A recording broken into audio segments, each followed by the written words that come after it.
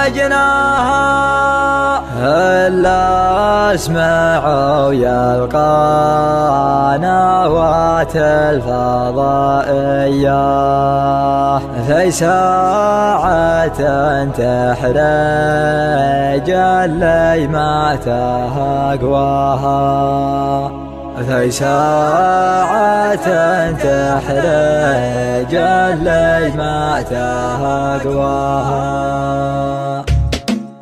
حب الأيام يصفى نطحن الروس غصب ما خذناها نصبح بروق الغمام لا نخلي بلدنا ولا نخلي عهدنا ومن بغانا وجدنا غرخة والزحام شاعر عند قفه والبقية خلافه كل مقلع طفى في الطريق استقام القصايد كبيرة والمواقف كبيرة سيوف شطيرة قبل عهد الإمام اشبح اللي من أول كل شيء تحول هي اللي تسوى الحصانة ديديام لو تضق الوسيعة نعتلي للرفيعة الحصان منيعة كان كثر الكلام اشهدوا يا الشواهد كل رجال شاهد بالدمي يتعاهد والمعادي يكعب عارفين الحقايق وحافظين الوثايق قبل حمل البطايق يا كبار المهام ولا تغير ولا نبو فهد هو ثرانا ويبشر اليابغانا درع جنب وحزام الملك المفدى يكسب اللي تحدى والمعادي تصدى هد صوب العظام حنا الدار حنا يوم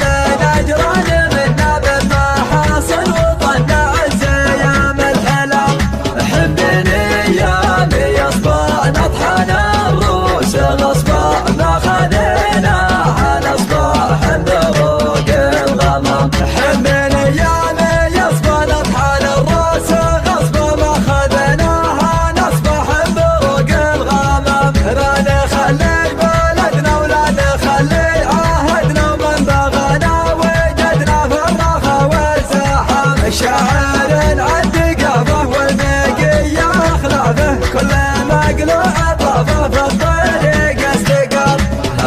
القصايد كبيرة والمواقف كبيرة سيوف شطيرة قبل عهد الإمام اشبح اللي من أول كل شيء تحول هي اللي تسوى الحصانة ديديام لو تضق الوسيعة نعتلي للرفيعة الحصون منيعة كان كثر الكلام اشهدوا يا الشواهد كل رجال شاهد بالدمي يتعاهد والمعادي يكعب عارفين الحقايق وحافظين الوثايق قبل حمل البطايق يا كبار المهام ولا تغير ولا نبو فهد هو ثرانا ويبشر اليابغانا درع جنبه وحزام الملك المفدى يكسب اللي تحدى والمعادي تصدى هد صوب العظام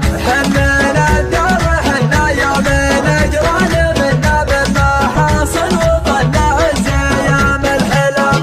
حبني ايامي يصبح نطحن الروس غصبا ما